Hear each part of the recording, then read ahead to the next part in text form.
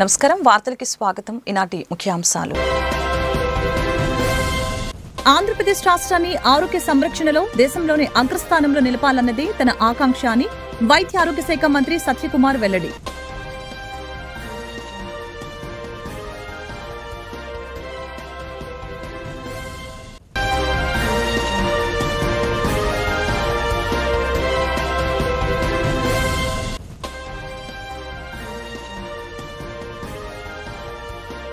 తిరువూరులో నగర పంచాయతీ చైర్మన్ ఎన్నిక నేపథ్యంలో తీవ్ర ఉద్రిక్తత.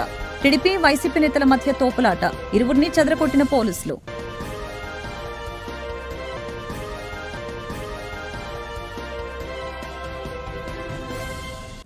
ఆంధ్రప్రదేశ్ రాష్ట్రాన్ని ఆరోగ్య సంరక్షణలో దేశంలోని అగ్రస్థానంలో నిలపాలన్నదే తన ఆకాంక్ష అని వైద్య ఆరోగ్య శాఖ మంత్రి సత్యకుమార్ యాదవ్ తెలిపారు. తలసేమియా, హిమోపీలియా, సికిల్ సెల్ ఎనీమియా విభాగాల్లో మరింత అవగాహన అవసరమని, నోడల్ ఆఫీసులకు అవగాహన కల్పించేందుకు 2 రోజుల పాటు శిక్షణ ఉపయోగపడుతుందని చెప్పారు.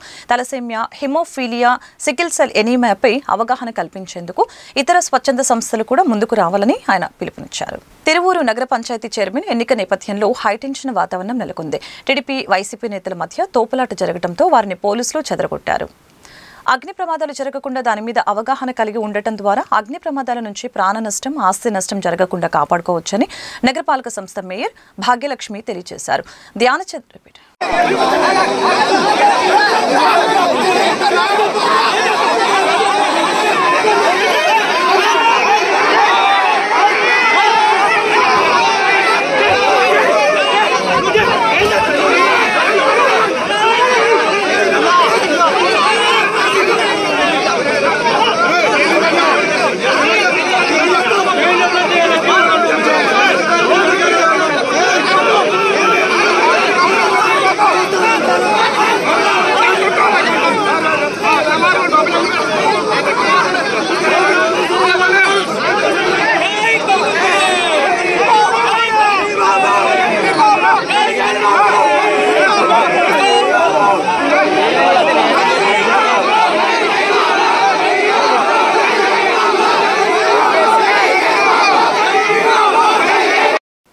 ఆలయాల అభివృద్ధికి రాష్ట్ర ప్రభుత్వం విశేష కృషి చేస్తుందని ప్రభుత్వ whip central MLA bonda Umameswara Rao తెలిపారు.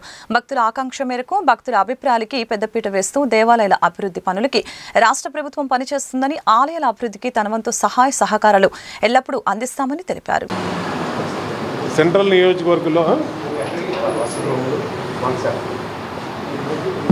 నియోజకవర్గంలో అత్యంత పురాతనమైనటువంటి శివాలయం గవర్నర్పేట శివాలయం.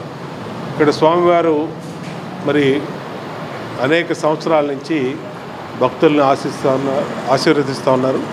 భక్తులందరూ కూడా కార్తీక మాసంలో కానీ, అన్ని పుణ్య కాలంలో కానీ, మంచి రోజుల్లో కానీ, ప్రతి సోమవారం కానీ స్వామివారికి అత్యధికంగా భక్తులు నియోజకవర్గమే కాకుండా విజయవాడ నగరం నలుమూలల నుంచి కూడా వచ్చి స్వామివారిని దర్శించుకొని అభిషేకాలు చేయించుకోవడం అనేది జరుగుతూ ఉంది.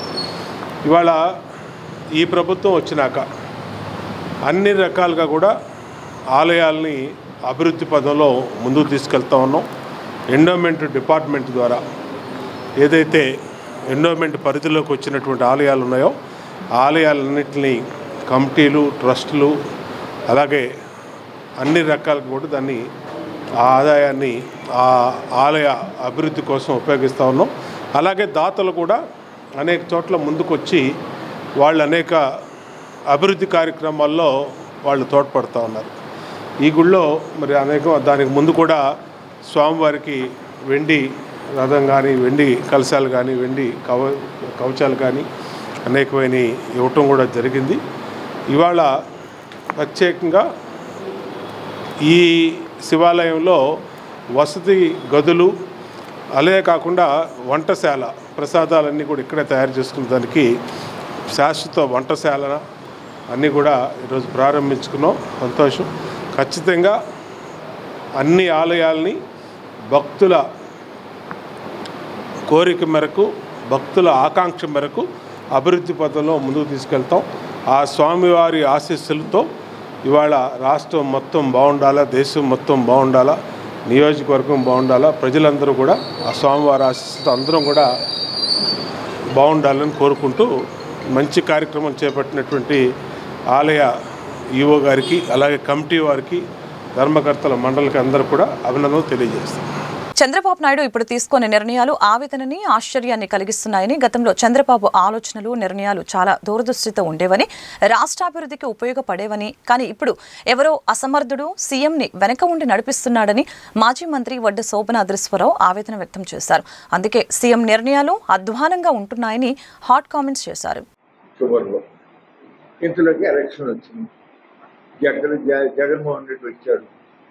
ఆ మహానుభావుడికి ఏమి పట్ల అతనికి ఎట్లా డబ్బులు చేసుకోవటం అనేది ఒకటే తప్ప సింగిల్ పాయింట్ ప్రోగ్రాము అభివృద్ధి కానీ అమరావతి కానీ రైతుల గొడవలు కానీ ఏమి పట్ల ఆ పరిస్థితుల్లో ఆగిపోయింది.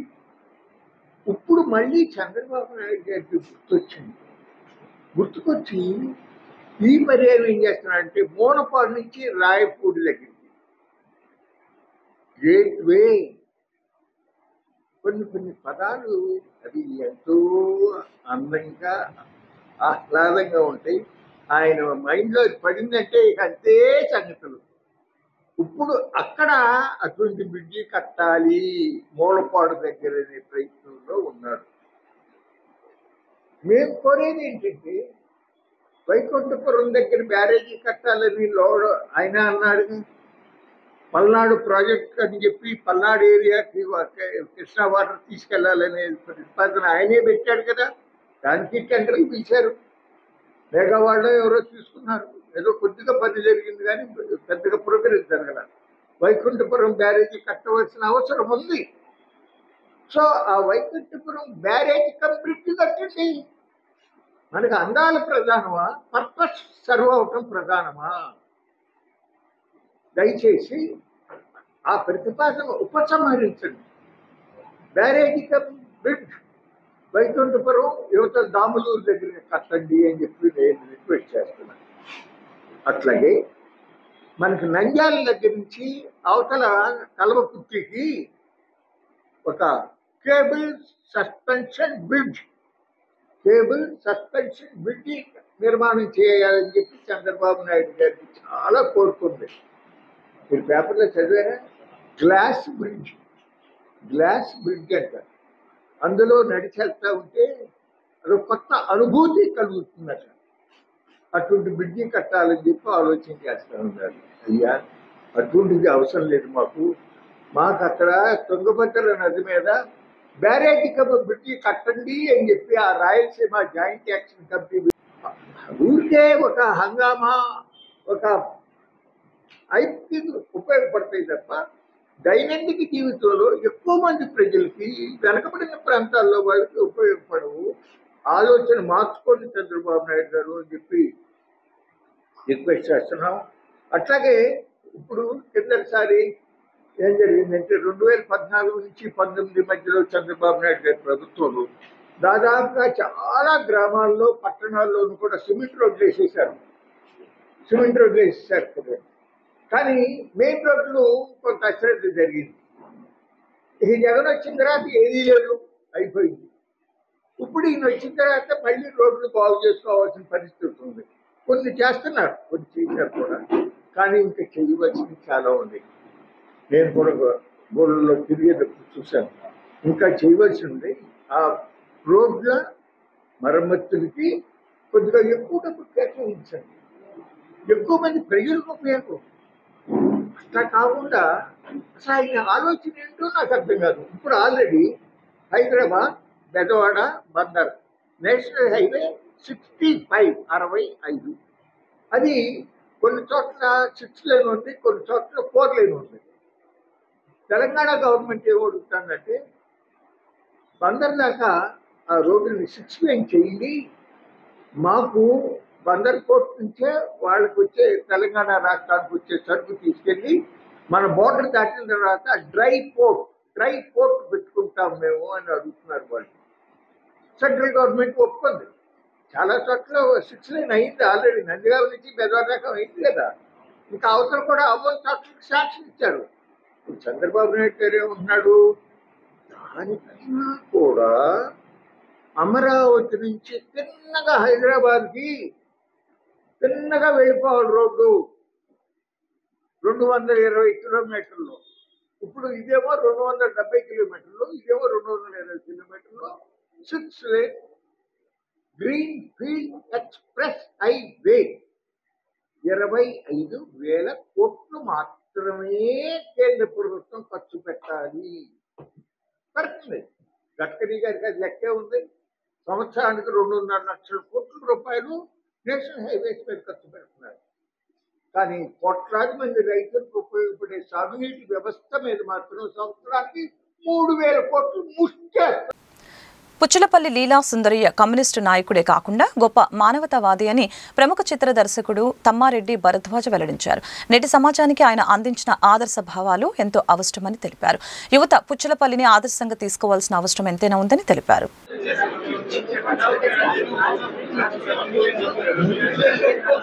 విజయవాడలో భారత్ స్టేషన్ నుంచి నాకు ఫోన్ వచ్చింది. మిత్రులు ఫోన్ చేసి ఇట్లా మేము భారత్ స్టేషన్ తరఫున సుందరయ్య గారి వర్ధంతి చేస్తున్నామండి, మీరు రావాలి. ముందు అర్థం కాని విషయం ఏంటి, భారత్ స్టేషన్కి సుందరయ్య గారు ఏంటి, ఆయన వర్ధంతి వీళ్ళు చేయటం ఏంటి, దానికి నేనేమిటి అనేది నాకు అర్థం కావాలి. ఏ లింకు నాకు దొరకట్లేదు, ఇప్పటికీ దొరకలేదు. అయితే సంతోషకరమైన విషయం ఏంటంటే సుందరయ్య గారు లాంటి మహనీయుడిని ఒక ఎలైట్ లాయర్స్ అంటే ఎలైట్ భారత్ స్టేషన్ అంటే డెఫినెట్ గా మీ రాష్ట్రంలో కానీ దేశంలో కానీ దానికి వాల్యూ ఉంటుంది. వాళ్ళు సుందరయ్య గారిని గురించి వర్ధంతిని ఒక మీటింగ్ పెట్టి ఎంతమంది వచ్చారు. నేను పైగా ఇక్కడ పెట్టినాక ఎవరు వస్తారులే, ఇవాళ ఉన్న పరిస్థితుల్లో, ఇవాళ రాజకీయ పరిస్థితులు చూస్తే సుందరయ్య గారిని గురించి మాట్లాడతారంటే నాకు నమ్మకం లేదు. 10 మంది ఉంటే ఎక్కువలే అనుకుని వచ్చాను నేను వచ్చినప్పుడు. వాళ్ళకి హాల్ కిటకిటలాడుతూ ఉందంటే ఇంకా మానవతా విలువలకి వాల్యూ ఉందని. కమ్యూనిస్ట్ పార్టీకి కదా, సుందరయ్య గారు కమ్యూనిస్ట్గా కంటే కూడా ఆయన మానవతావాది నాకు తెలిసినంత, నాకు అర్థమైనంత వరకు. సో ఆ విలువలు ఉన్నాయి కాబట్టి ఇంతమంది వచ్చారు, పార్టీలకు అతీతంగా వచ్చారని నేను అనుకుంటున్నాను. అందరూ వచ్చిన వాళ్ళు అంతా కమ్యూనిస్ట్ పార్టీ సింపథైజర్స్ అని నేను అనుకోవట్లేదు. బట్ సుందరయ్య గారి మీద ఉన్న అభిమానం కానీ ఆయన త్యాగశీలత కానీ వాళ్ళకి అర్థమయ్యి ఆయన గురించి తెలిసిన వాళ్ళు వచ్చి ఉంటారు అనుకుంటున్నాను. ఇవాళ నిజంగా చెప్పాలని నేను ఇంతకాలం కొంచెం సిగ్గుపడేవాడిని. ఎందుకంటే పెద్దగా నేను కమ్యూనిస్ట్ని కాదు ఫస్ట్ పాయింట్. బట్ కమ్యూనిస్ట్ పార్టీకి సింపథైజర్, కమ్యూనిస్ట్ భావాలకి సిద్ధాంతాలకి సింపథైజర్. అలాంటిది ఇవాళ కొంచెం ధైర్యంగా నేను బయటికి వచ్చి చెప్పొచ్చు అనే అంత ధైర్యం ఇచ్చారు ఇవాళ ఈ విజయవాడ వచ్చినాక. ఇవాళ మీటింగ్ అయినాక నాకు అనిపించింది సో ఫ్యూచర్లో నా వీడియోలో కొంచెం ధైర్యంగానే చెప్తాను. ఇప్పుడు చెప్పాను కదా, ఇప్పుడు ధైర్యంగా చెప్తాను. ఏదైనా విజయవాడ కాదు అసలు ఇవాళ ఉన్న పరిస్థితుల్లో కమ్యూనిస్ట్ పార్టీలు ఈ చంద్రరాజేశ్వరరావు గారు కానీ, సుందరయ్య గారు కానీ, మా తమ్మారెడ్డి సిద్ధాంత మా పెద్దనాన్న గారు, వీళ్ళందరూ ఆ రోజుల్లో చేసిన చంద్ర పుల్లారెడ్డి గారు, వీళ్ళంతా ఎంతో మంది వారి నిదానపూర్వక జీవితం గురించి తెలియజేయడానికి మేము ప్రయత్నం చేశాము, వారు రాలేదు. ఈ సందర్భంగా సుందరయ్య గారు ఏదైతే సేవా కార్యక్రమాలు చేసి ప్రజలకు చేరువయ్యారో ఆ సేవా కార్యక్రమాలు చేసిన కొంతమందిని ఈ సందర్భంగా వాళ్ళని సత్కరించాలని మేము అనుకున్నాం. ఆ సందర్భంగా ఈ ఆంధ్రప్రదేశ్ విజయవాడ నగరంలో కరోనా సమయంలో సుందరయ్య కరోనా సెంటర్ పెట్టి 3,000 మంది పైగా పేషెంట్లని వైద్యం చేసి వాళ్ళకి ఉచితంగా వైద్య సహకారం అందించిన సుందరయ్య ట్రస్ట్ని వారి తరఫున వాళ్ళని, అదేవిధంగా ఈ కృష్ణా జిల్లాలో సుందరయ్య దళం అనే పేరు పెట్టి మన ఆవుల వెంకట్రావు మన అడ్వకేట్ 27 మంది శవదహనాలు. ఆ రోజు నిజంగా కరోనా సమయంలో చనిపోవడం అంటే అనాథగా చనిపోవడమే, బంధుమిత్రులు కూడా వచ్చే అవకాశం లేదు. వాళ్ళని మాస్కులు పెట్టుకొని వాళ్ళు శవదహనం చేశారు, వారిని కూడా సత్కరించాలనుకున్నాం. ముందుగా సుందరయ్య గారి యొక్క సేవ గురించి చెప్పి ఆ తర్వాత వాళ్ళని కార్యక్రమాన్ని చేస్తాం. సుందరయ్య గారు ఇప్పటి వరకు రాజేంద్ర ప్రసాద్ గారు చెప్పిన, భరద్వాజ గారు చెప్పిన, తెలంగాణ విముక్త పోరాటానికి ఆయన నాయకత్వం వహించిన, పీడిత ప్రజల కోసం కమ్యూనిస్ట్ పార్టీ తరఫున పోరాటం చేసిన ఆయన కొన్ని సేవా కార్యక్రమాలు ఆయన జీవితాన్ని మలుపు తిప్పాయి. ముందుగా ఏ ప్రభుత్వాలు చేయని కాలువల యొక్క పునరుద్ధరణ. వ్యవసాయ రంగం సంక్షోభంలో పడిపోతుంది. వాళ్ళకి నీళ్లు అందించాలంటే కాలువలు ప్రభుత్వం తగ్గించకపోతే సుందరయ్య గారే స్వయంగా వాలంటీర్లు తీసుకుని ఈ కృష్ణా జిల్లాలో కూడా కాలువలను తవ్వి రైతాంగానికి, వ్యవసాయ రంగానికి ఊతమిచ్చే విధంగా నీటిపారుదల కోసం కృషి చేశాడు. నాకు చిన్నతనంలో నేను దివిసీమ ఉప్పెన చూశాను. ఆ ఉప్పెన సమయంలో సుందరయ్య గారు చనిపోయిన శవాల్ని ఆ దహనం చేసినప్పుడు కానీ, వాళ్ళ కుటుంబాలను ఆదరించడం కానీ నేను దగ్గర నుండి చూశాను వారిని. అప్పుడు జ్యోతిబాస్ గారు దక్షిణ భారతదేశ కమ్యూనిస్టు ఉద్యమ నిర్మాత, తెలంగాణ రైతాంగ సాయుధ పోరాటానికి సారథ్యం వహించి స్వేచ్ఛ వాయువులు ప్రసరింపచేసిన స్వతంత్ర సమరయోధుడని సిపిఎం నాయకులు సిహెచ్ బాపురావు, దోనేపూడి కాశీనాథ్ కీర్తించారు. పార్లమెంట్లో మొదటి ప్రతిపక్ష నాయకుడైన నిరాడంబరతకి ఆయన నిలువెత్తద్దంగా ఉండి అందరికీ ఆదర్శంగా నిలిచారని చెప్పారు. పుచ్చలపల్లి సుందరయ్య గారు దక్షిణ భారత కమ్యూనిస్టు ఉద్యమ నిర్మాత, స్వాతంత్ర సమరయోధుడు, పార్లమెంటులో తొలి ప్రతిపక్ష నాయకుడు, ఆంధ్రప్రదేశ్లోని గన్నవరం అసెంబ్లీ నియోజకవర్గం నుండి 3 సార్లు ఎమ్మెల్యేగా ఎన్నికయ్యి ప్రజా సేవ అంటే ప్రజాప్రతినిధులుగా ఎలా పనిచేయాలో చేసి చూపించినటువంటి కమ్యూనిస్టు యోధుడు. నైజాం నవాబుకి వ్యతిరేకంగా వీర తెలంగాణ విప్లవ పోరాటాన్ని సాగించి పేదలకి లక్షలాది ఎకరాల భూముల్ని పంపిణీ చేసిన ఉద్యమానికి నాయకత్వం వహించిన మహానేత. అంతేకాదు సుందరయ్య గారు నిజమైన దేశభక్తుడు, స్వాతంత్ర సమరయోధుడు. ఈరోజు ప్రభుత్వాలు ఏలుతున్న వాళ్ళు నకిలీ దేశభక్తులుగా మారిపోయారు. ఉగ్రవాదులు 26 మందిని మతం పేరుతో రెచ్చగొట్టి జనం మధ్య చిచ్చు పెట్టడానికి కుట్ర పన్నితే దేశంలో ఉగ్రవాదులు ఎలా వచ్చారు, ప్రభుత్వం ఎలా కళ్ళు మూసుకుపోయిందని ప్రజలు అడుగుతున్న ప్రశ్నలకి ఇవాళకి సమాధానాలు దొరకట్లేదు. ఒకవైపున ఉగ్రవాదులు మతం పేరుతో హత్యాకాండాన్ని చేస్తే, ఇంకొక వైపున అమెరికా ట్రంప్ మన దేశం మీద ఆర్థిక ఉగ్రవాదానికి పాల్పడతా ఉన్నారు. పాకిస్తాన్ భారతదేశం మధ్య కాల్పుల విరమణ ప్రకటించడానికి ట్రంప్ ఎవరు? అమెరికాకి లొంగిపోయి దేశాన్ని తాకట్టు పెడతా ఉంది మోడీ ప్రభుత్వం. అమెరికా నుండి మన దేశానికి సరుకులు వస్తే పన్నులు ఉండకూడదంట, మన సరుకులు అమెరికా వెళ్తే వాళ్ళు ఇష్టారాజ్యంగా పన్నులు వేస్తారంట. యాపిల్ ఫోన్లు భారతదేశంలో తయారు చేయకూడదంట, అమెరికాలో తయారు చేయాలంట. అమెరికాలో చదువు కోసం వెళ్లి లక్షల రూపాయలు ఫీజులు పెడితే బేడీలేసి వాళ్ళ భారతదేశానికి పంపిస్తా ఉంటే మోడీ ఎందుకు మాట్లాడరు? ఎందుకంత భయం? ఆ రోజు బ్రిటిష్ వాళ్ళకి లొంగిపోయారు, ఈ రోజు అమెరికా సామ్రాజ్యవాదానికి లొంగిపోతా ఉన్నారు. ఆ రోజు ఈ రోజైనా పోరాడేది దేశ ప్రజలే, ప్రజల తరపున నిలబడేది ఎర్ర జెండా. ఈ రోజు మే 19 మహనీయుడు కామ్రేడ్ పుచ్చలపల్లి సుందరయ్య 40వ వర్ధంతి.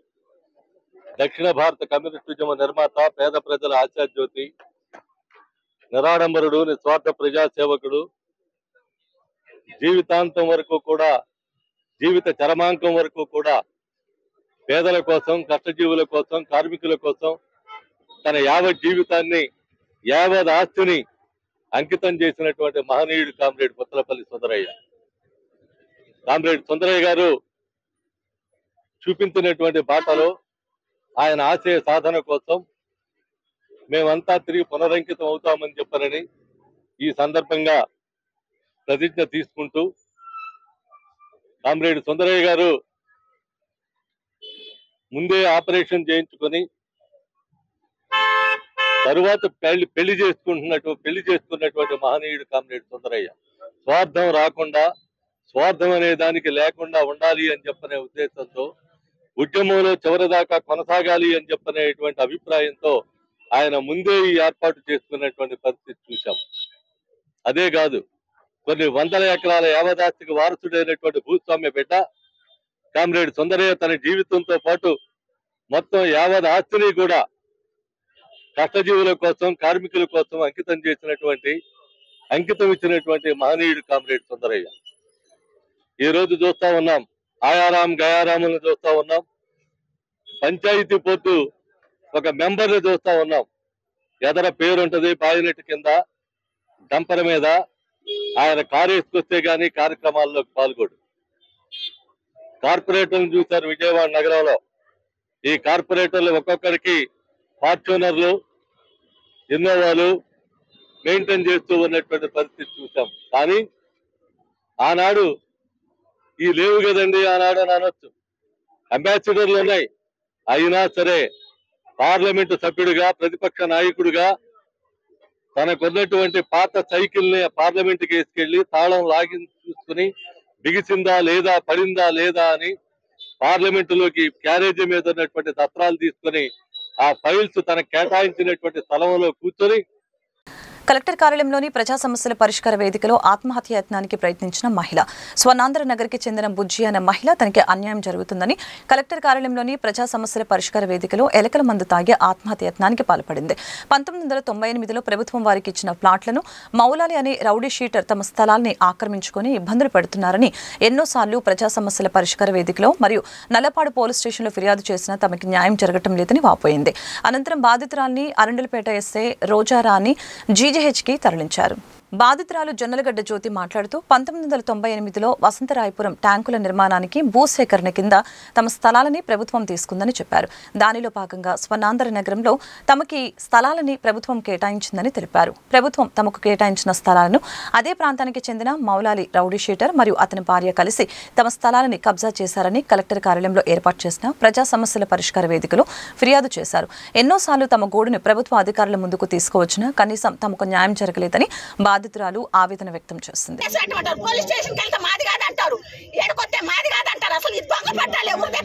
అతని పేరేం పేరు? ఏం పేరు అతను? ఏ ఊరు అతను? మీకు పట్టాలు ఇవ్వలేదు? మీకు ఇచ్చారండి, ఓసీలు కూడా ఉండే. 2 లెటర్లు ఇచ్చారు, చూపిండి బట్టి మీకు చూపిండి. ఇప్పుడు మీకు ఇచ్చిన ఆక్రమించుకున్నారా? ఆక్రమించుకొని వాడే రుస్తూ తీసుకోవట్లేదు. వాళ్ళపైన నా పేరు ఎందుకు తీసుకోవట్లేదు? వాళ్ళపైన యాక్షన్ ఎందుకు తీసుకో? దొంగ పట్టాలు తెచ్చిన వాళ్ళపైన ఎందుకు తీసుకోవట్లేదు? దొంగ పట్టాలు తెచ్చిన వాళ్ళపైన ఎందుకు యాక్షన్ తీసుకోవట్లేదు? నేను రాను, నాకు న్యాయం జరిగింది, నేను రాను, నేను అలసిపోతున్నాను తిరిగి తిరిగి. ఎక్కడ మన నెలపేటలు అట్నే ఉంటుంది, నల్లబాడులో అసలు రికార్డే మాయమైంది. ఎవరో పోలీస్ స్టేషన్ మేడం మేడం మీరు పంపించిన హాస్పిటల్ నాకు ఇబ్బంది లేదు. ఎన్నాళ్ళు తిరిగేవి, అప్పుల పాలయ్యా, ఒక్కొక్కరు అప్పుల పాలయ్యా. అతనికి పార్టీ సపోర్ట్ ఏమైనా ఉందమ్మా? పార్టీ విషయాలు అవన్నీ మాకు అనవసరం. పార్టీ విషయాలు మాకు అనవసరం. పార్టీ విషయాలు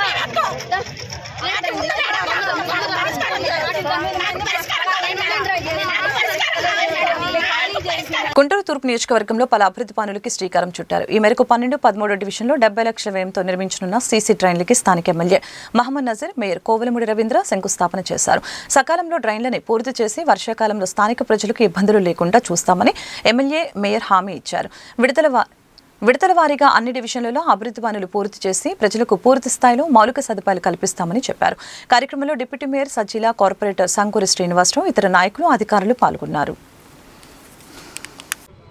నగరంలో ప్రధాన కూడలిగా ఉన్నటువంటి హిమనీ సెంటర్ వద్ద నుండి పట్నం బజార్ మీదుగా బండల్ బజార్, అలాగే పీకల్వాడుగు డ్రైన్లోకి మురికి నీరు యావత్తు వర్షపు నీరు వస్తే కార్పొరేషన్ ఆఫీస్ సైతం పూర్తిగా నీటమయ్యేటువంటి పరిస్థితులు ఉన్నాయి. కాబట్టి దీన్ని వెంటనే యుద్ధ ప్రాతిపదికన తయారు చేయాలనే ఆలోచనతో రాబోయేటువంటి వర్షాకాలాన్ని దృష్టిలో పెట్టుకొని సీసీ డ్రైన్ను హిమనీ సెంటర్ వద్ద నుండి బండ్ల బజార్ వైపు నుంచి పూర్తిగా పీకల్ వాగులో ఈ డ్రైన్ వాటర్ అంతా కూడా కలిసేటువంటి విధంగా దాదాపు 70 లక్షల రూపాయలతో ఈ కార్యక్రమాన్ని తీసుకోవడం జరిగింది. అంతేకాకుండా నగరంలో శివారు ప్రాంతాల్లో ముఖ్యంగా రౌఫ్ నగర్ కానీ, కిద్వాయి నగర్ కానీ, అలాగే కొబ్బరికాయ సాంబే కాలనీ కానీ, ఉడా రోడ్డు కానీ, ఇవన్నీ రోడ్లు కూడా ఈరోజు దాదాపు 2,70 లక్షల రూపాయలతో వివిధ అభివృద్ధి కార్యక్రమాలను శంకుస్థాపన చేసుకోవడం జరుగుతూ ఉంది. ముఖ్యంగా నగరపాలక సంస్థలు ఉన్నటువంటి ప్రతి ఒక్క డివిజన్లో కూడా మౌలిక వసతులను ఇంకా మెరుగ్గా అభివృద్ధి చేయాలనే ఆలోచనతో నిత్యం కూడా ప్రజలకు అవసరమైనటువంటి ప్రతి ఒక్క కార్యక్రమాన్ని ఫోన్ ద్వారా ఎవరు తెలియజేసినా అక్కడ విజిట్ చేయడమే కాకుండా వారి కష్టాలను వారి ఇబ్బందులను కనుక్కొని వెంటనే అధికారులను అప్రమత్తం చేస్తూ ఆ ప్రాంతంలో ఉన్నటువంటి కార్పొరేటర్లు కూటమి నాయకుల సహకారంతో ఈరోజు అభివృద్ధి కార్యక్రమాలని వేగవంతం చేస్తున్నటువంటి పరిస్థితులు ఉన్నాయి. కాబట్టి దయచేసి నగరవాసులందరూ కూడా తమ పరిధిలో ఉన్నటువంటి ప్రతి ఒక్క ఏరియాను క్లీన్గా పార్కింగ్తో పాటు శానిటేషన్ను మెయింటైన్ చేసేటువంటి విధంగా మున్సిపల్ అధికారులు వచ్చినప్పుడు సహకరించాలని, అలాగే పన్నులు కూడా టైం ప్రకారం కట్టి నగరాన్ని మరింత అభివృద్ధి చేసేటటువంటి నగరంగా తయారు చేసుకోవాలని చెప్పి ప్రతి ఒక్కరిని కూడా కోరుతా ఉన్నాను. వార్తలు ముగించే ముందు ముఖ్యాంశాలు మరొకసారి. ఆంధ్రప్రదేశ్ రాష్ట్రాన్ని ఆరోగ్య సంరక్షణలో దేశంలోనే అగ్రస్థానంలో నిలపాలన్నది తన ఆకాంక్ష అని వైద్య ఆరోగ్య శాఖ మంత్రి సత్యకుమార్ వెల్లడి.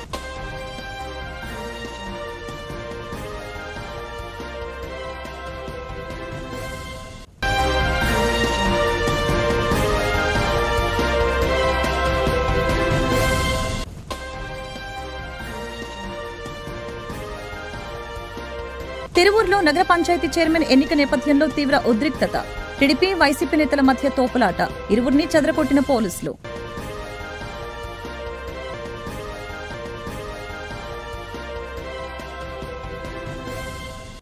ఈ వార్తలు ఇంతటితో సమాప్తం. మరొక బులెటిన్లో మళ్ళీ కలుద్దాం. నమస్కారం.